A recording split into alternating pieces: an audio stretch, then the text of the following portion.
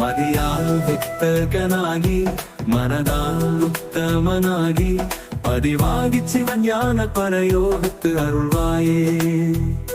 நிதியே நித்தியமே என் நினைவே நற்பொருளாயோய் கதியே சொற்பரவே நெரூர் பெருமாளே.